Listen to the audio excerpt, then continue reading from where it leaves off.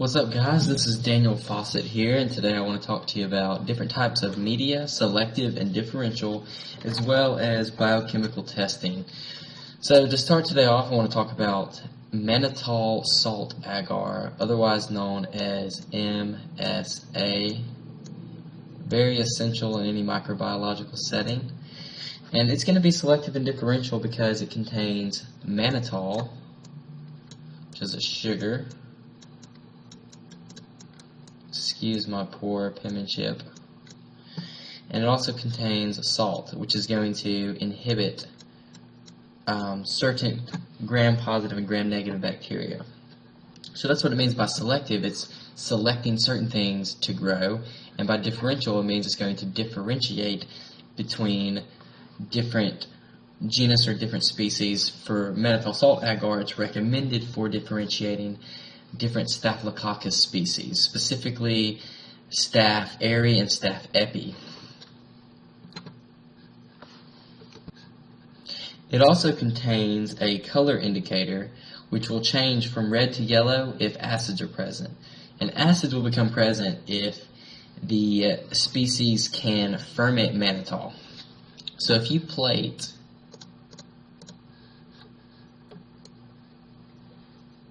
you have your MSA agar right here, and on one side you want to streak Staph epi. You streak it real good. The other side you want to streak Staph aureus. Or maybe you don't even know what these are, because that would be a more realistic situation. Okay. And because we have a color indicator that changes from red to yellow if acids are present, Staph aureus will ferment mannitol, so it's going to change to yellow. So after a 24-hour incubation, you come back to your streak plate on your MSA plate, and one side is yellow, and the other side will remain red because the plate is red. So what does this mean? Well, our color indicator indicates if acids are present. Staph aureus ferments mannitol, and after fermenting mannitol, the product of that is acid. So the acid reacts with the color indicator and turns yellow. So that is why MSA is great in a microbiological laboratory, because it can differentiate different species of Staphylococcus, especially if you're determining your unknown. Conky agar, also known as MAC, and it was invented by Alfred Theodore McConkie, so you can thank him for this. Its contents are bile salts, crystal violet, lactose as a carb, and a pH indicator. It's going to indicate if our bacteria can ferment lactose. Or bile salts and crystal violet, they're going to inhibit certain bacteria.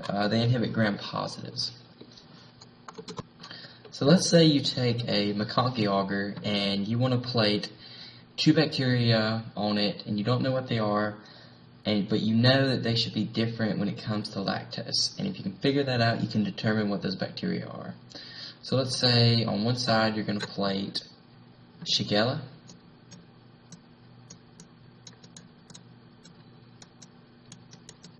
and on the other side you're going to plate Klebsiella.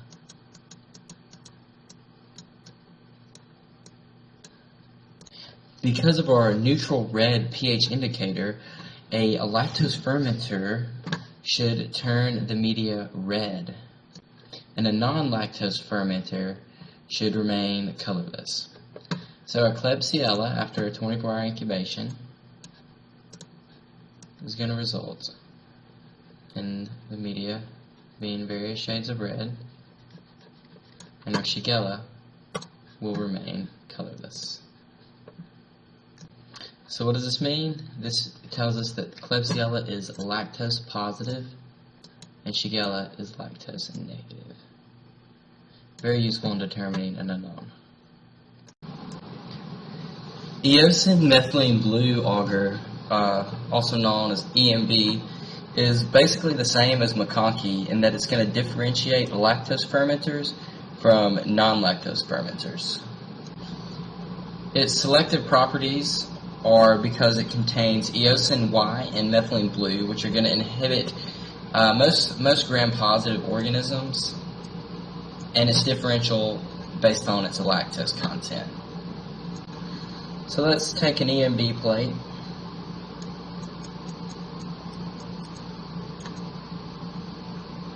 And let's say you plate 3 organisms.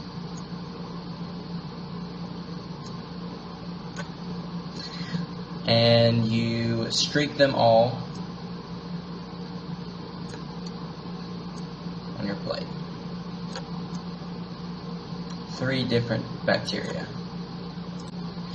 So if our bacteria ferment lactose, the product of that will react with our eosin Y and methylene blue and help us differentiate what type of bacteria we have based on lactose fermentation.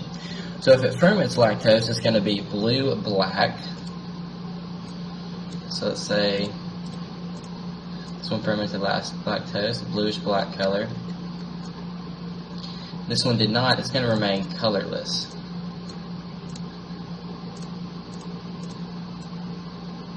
So that one's just colorless.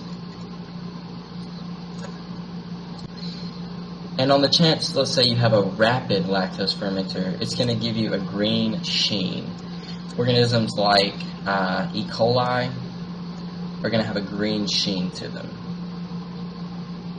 Metallic color, it's almost a reflective property. So our EMB plates are going to allow us to be selective and differential because they selectively allow certain bacteria to grow, because they inhibit certain bacteria from growing and allowing others to grow. And they're also differential because eosin and methylene react with the products of lactose fermentation to change colors. Or Salmonella Shigella agar, abbreviated SS, is obviously recommended for Salmonella and Shigella. It contains a lot. It's got lactose as a carbohydrate. It has bile salts, brilliant green, and sodium citrate, which are this media's inhibitors, making it selective. It inhibits coliforms and gram-positive organisms. It also contains a neutral red indicator, which is going to indicate the lactose fermentation or carbohydrate, as well as containing sodium thiosulfate and ferric citrate, which are going to indicate if the organism can produce H2S from breaking these substances down. So this media can be very useful. So let's say we plate 3 organisms on a Salmonella Shigella agar. So let's say you come back after incubating your 3 bacteria that you streaked on your Salmonella Shigella agar. And one is pink. Another is colorless, but it has these little black centers in the colonies, or the streaks. And the third is just completely colorless. So your pink means that this organism was able to ferment lactose, and that reacted with our neutral red indicator, and that's why this organism is pink. Now this organism has little black centers in the colonies, so this means that it was able to break down sodium thiosulfate and ferric citrate into H2S. It produced H2S. And this organism was neither able to produce H2S or ferment lactose. So based on what your organisms are supposed to be, based on prior research, you can determine what organisms you have here. So this one must be Salmonella.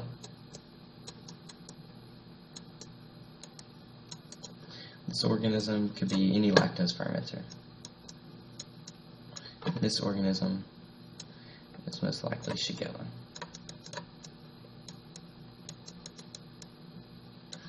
And that is Salmonella Shigella agar. Hectoenteric agar, or HEK, contains a lot too. It contains bile salts, which are the inhibitors of gram-positive and gram-negative organisms. It also contains lactose, salicin, and sucrose, which are the carbohydrate sources, as well as containing thymol blue and acid fuchsin, which are going to indicate the fermentation of these carbohydrates. It also contains sodium thiosulfate and ferric salts, which are the sources of sulfur. So they're going to indicate H2S production, similar to Salmonella Shigella. So let's say you take an HEK plate and you plate 3 different organisms.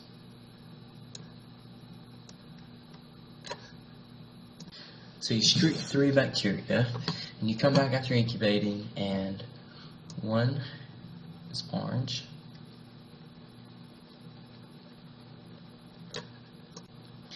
and another is a bluish green,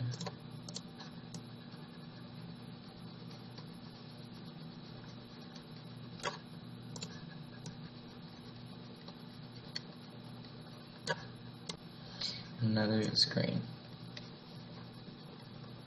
So what does this test, this media, tell you about these 3 organisms? Well, the orange must have fermented or carbohydrates.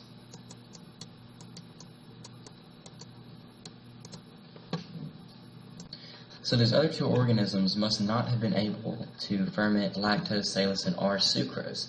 So what does that tell you about them? Well, they're lactose negative, sucrose negative, salicin negative. They didn't ferment these. So let's say also that this bluish green organism has black centers. Just like Salmonella Shigella, that indicates that they were able to utilize our sulfur sources, our sodium thiosulfate and ferric salts, and produce H2S. And then, of course, you can look at prior research that says, Salmonella are usually bluish green with black centers, so this is Salmonella. And you could look at other results that other people have had, consistent, and says this is Shigella, or whatever. And it's a good way to compare this, especially to an unknown, and that is HEK. So brilliant green agar, BGA, contains a brilliant green dye, which is going to be the inhibitor in this media. It inhibits pretty much all gram-positive organisms and also some gram-negative bacillus. The lactose and sucrose, they're going to be the carbohydrates in this media. If the organism can ferment these carbs, and the products of that fermentation are going to react with our phenol red indicator. So let's say you take a BGA agar and you plate a couple of organisms on each side, straight down the middle, you split it. You come back after incubation, and one side is yellow, and the other side is red.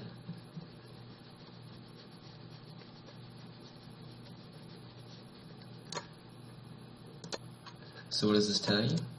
Well, we know our lactose fermenters will be yellow to green, so this must have fermented lactose or sucrose, or carbohydrate fermenters. This organism must have been a non-lactose or sucrose fermenter, so negative. So this is probably going to be a Salmonella or Proteus. Essentially what this is really good for is just isolating some Salmonella or Proteus species, because this media is highly selective for Salmonella other than the serotype typhi species and serotype paratyphi, as well as Shigella. All that is going to be inhibited. So that's what this is really good for, Salmonella and Proteus, basically just isolating it, and it's also going to tell you that it's lactose and sucrose negative. And that is BGA, or brilliant green agar. Alright, so let's talk about some biochemical testing. The first test I want to talk about is nitrate reduction. And you're going to use either a nitrate broth or a nitrate agar, and you're going to need nitrate solutions 1 and 2. And then also you're going to need some zinc dust. You may need zinc dust. So basically this test is used to see if an organism can reduce nitrate to nitrite, as well as seeing if an organism can reduce nitrate all the way down to a gas, ammonia or nitrogen gas. So you can either use the broth of the agar. Let's say we're using a nitrate agar because I recently used one of these, so I'm more familiar with it. And you would simply need to get your bacteria on you're going to need a needle.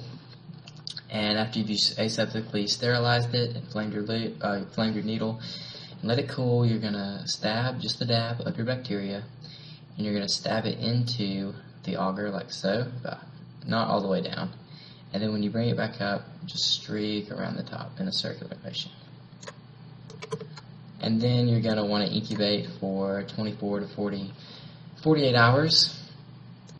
So once you return to your agar and you've let it incubate, you're going to add nitrate solutions 1 and 2. Now the culture at the top may turn red. If it turns red, or a reddish pink color, then nitrite is present, which means that's a positive for nitrite. In some organisms, that's how they do. So this might be a good differential test you could do. But it may remain colorless. If it does, don't panic.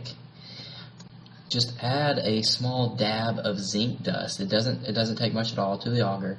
And if it turns red, then that is a negative result, meaning the bacteria didn't reduce nitrate at all. So it's negative.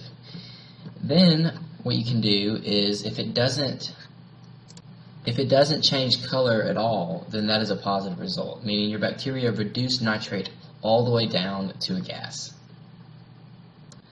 So in the lab recently I was using a nitrate agar and I was testing Bacillus subtilis, and I had cultured it and incubated it, and I came back, I added the nitrate solutions 1 and 2, it didn't change colors. I added a dab of zinc and it didn't change color again.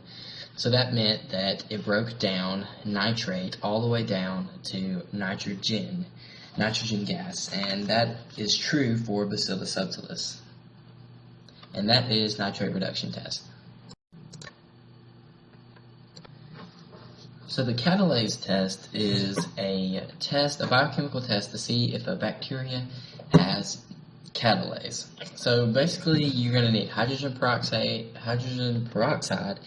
bacterial cultures on an agar, and a clean slide. So this test is probably going to be the easiest test you will ever perform in your life as a micro student. I recently performed this test on my unknown, so don't freak out. It's really easy. Simply just use a loop to scoop out a dab of your bacteria and place it on a clean slide, and just add a drop of hydrogen peroxide. So you take your clean slide and you add a drop of hydrogen peroxide to it, and let's say you get tiny bubbles. They won't be blue, of course, but let's just pretend you're getting a bunch of little bubbles coming up. So that's going to mean it's catalase positive, which means that bacteria has catalase and oxygen is released. So this test is recommended for differentiating between Staphylococcus and Streptococcus. For me recently, I thought I had a Streptococcus on my unknown, and I did the catalase test because the arrangement to me was clearly Streptococcus.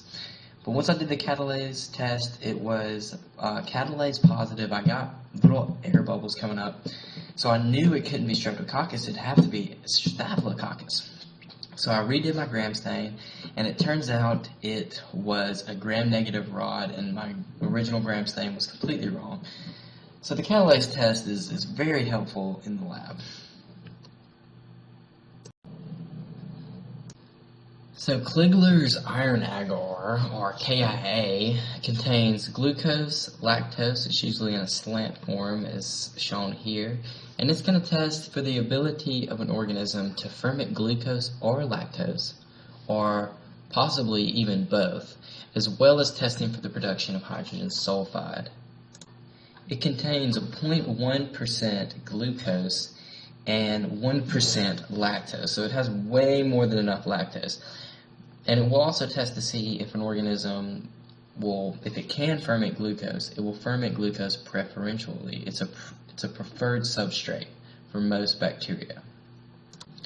This is similar to a nitrate agar in that you're going to take your inoculating needle and stab halfway down and then streak up in one line on the surface like that. So the slant is obviously more of an aerobic environment for the bacteria to grow, and the butt here is more of an anaerobic.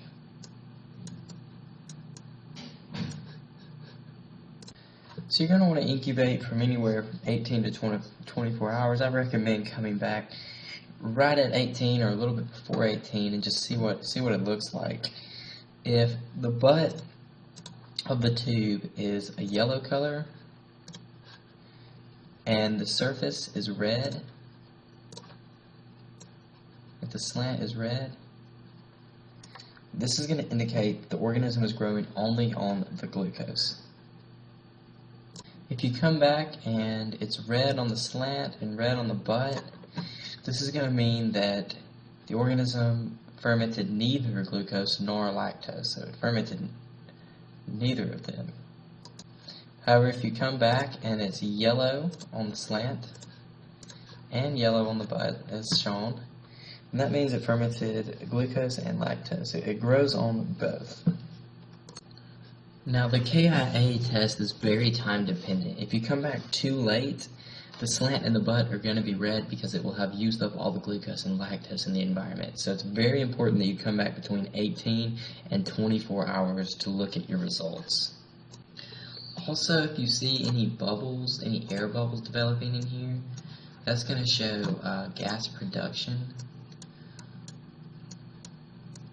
As well as any black areas are going to indicate hydrogen sulfide gas production, or H2S. And that is Kligler's iron agar, or KIA. The gelatin hydrolysis test, you essentially use a gelatin medium which will be in a gel state whenever it is under 25 degrees Celsius. Once you get above 25 degrees Celsius, it'll turn into a sol state, or a liquid state. So this test will indicate whether or not an organism can produce the exoenzyme gelatinase, which will turn the gelatin medium into a sol state. So if an organism that produces the exoenzyme gelatinase is inoculated into this gelatin medium, then the gelatinase will hydrolyze the gelatin molecules to amino acids, and it will stay in this liquid state, even when the temperature is lowered below 25 degrees Celsius. So let's say you have your tube of nutrient gelatin here. So then you're just going to want to inoculate it with the stab technique. So get your bacteria, get a good scoop, stab, and streak. And you're going to want to incubate. And you're going to incubate at room temperature, which is going to be around 20 degrees Celsius. So that will be low enough for the nutrient gelatin to assume that gel state, that solid state that we're wanting.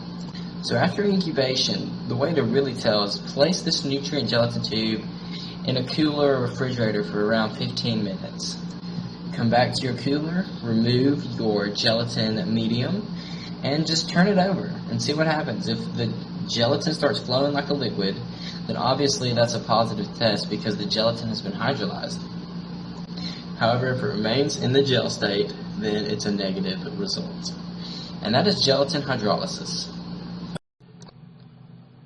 Alright, so the sulfur indole motility medium, otherwise known as SIM, contains sodium thiosulfate, iron salts, tryptophan, and it has a semi-solid consistency due to it being agar. So the sodium thiosulfate and the iron salts are indicators of H2S production, which is what makes this media similar to Kligler's iron agar in that respect.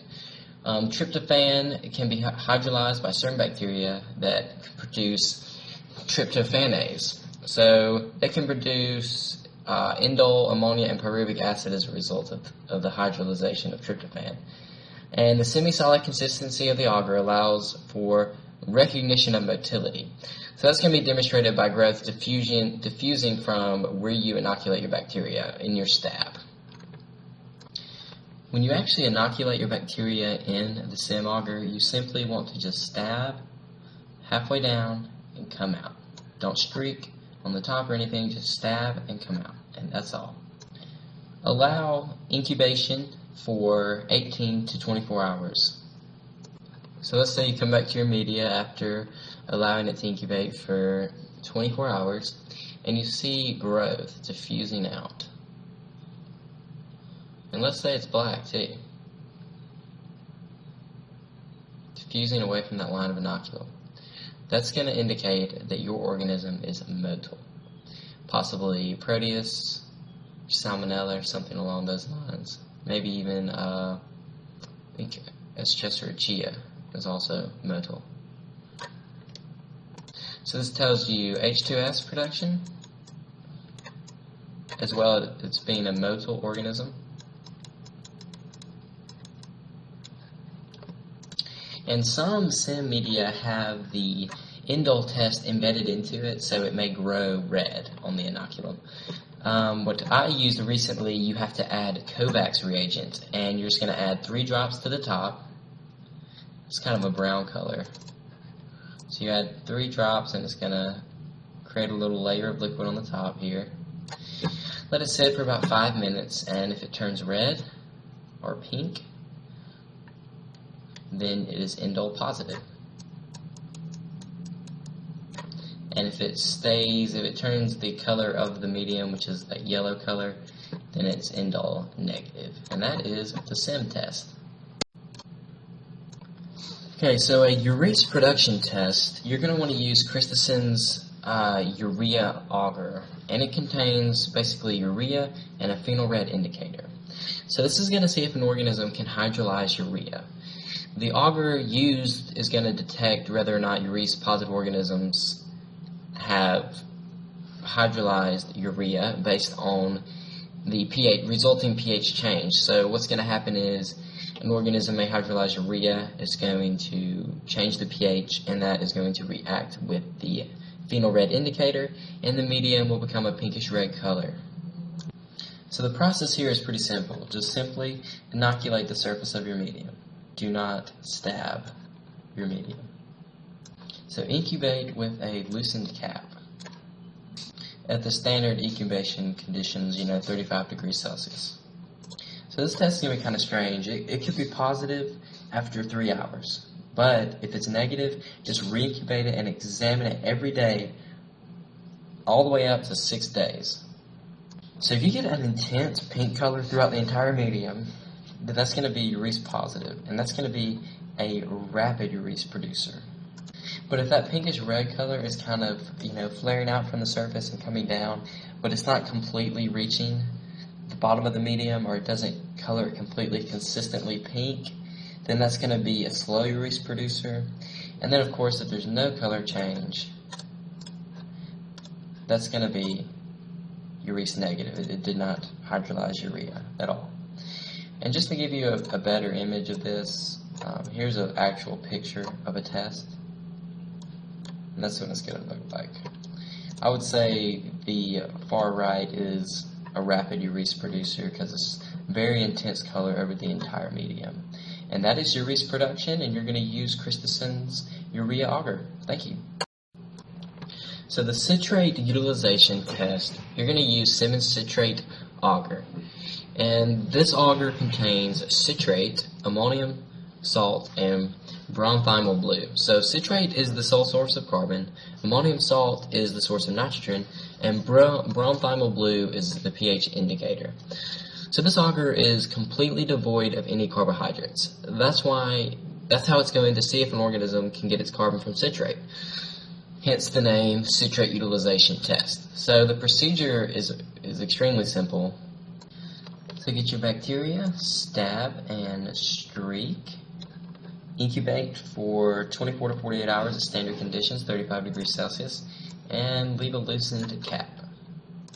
So a negative test is going to have no growth and no color change, so it'll just remain green as shown. A positive test, however, is going to be growth with deep blue color on the slant. However, if you get growth and there's no color development, it's probably still a positive because the fact that it's growing is showing that it's utilizing citrate most likely. So I would say just re-incubate and wait for the color development, or maybe your bronzhymal blue is defective or isn't in a high enough concentration. If it's grown on there, it's probably citrate positive. And that is the citrate utilization test.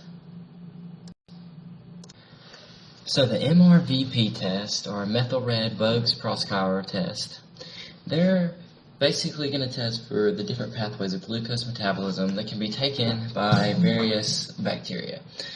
So if you're doing the methyl red test, it's going to be a positive methyl red organism. It's going to degrade glucose to form strong acids, which lowers the pH, which is indicated by a red color because it will react with the methyl red indicator. Methyl red negative organisms are going to be yellow because it will be less acidic. The VP test is going to show you if acetone is a product of glucose metabolism. If it is, it's going to form a pinkish red color.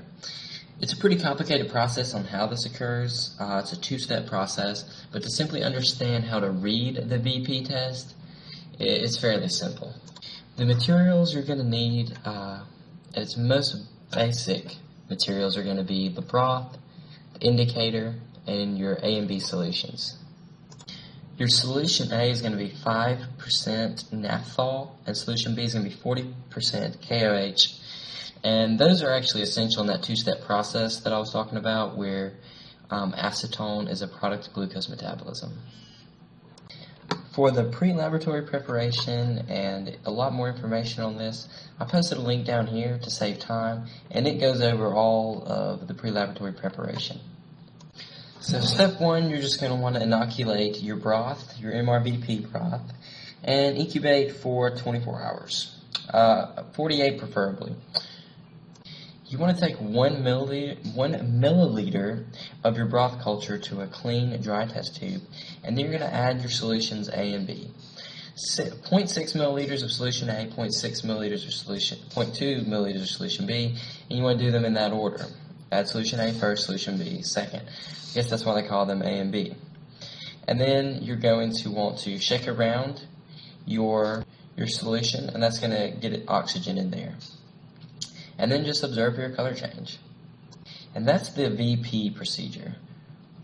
So you know you have a VP positive test when you get the development of a pink-red color on the surface of the medium 15 minutes to 1 hour after the addition of the reagents. So that's going to be VP positive. And then a VP negative test is going to be demonstrated by a yellow color on the surface of the medium. It could also be a copper type color. So that's going to be VP negative. So you're going to want to perform your MR procedure after 48 hours. So to the remaining MRVP broth, you're going to add some methyl red indicator, about 6 drops, and then observe immediately for the color change. You don't have to wait a long time. So a methyl red positive test is going to be demonstrated by a stable red color on the surface of the medium. So it's going to look like, as you can imagine, a stable red color.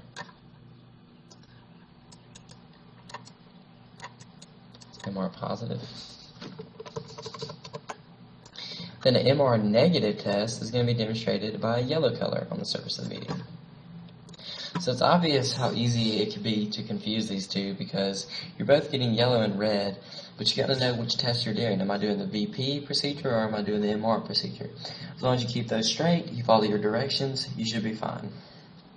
And then you can look back to think, what did a methyl red positive organism, what does that mean? Well, they're degrading glucose and they're forming strong acids.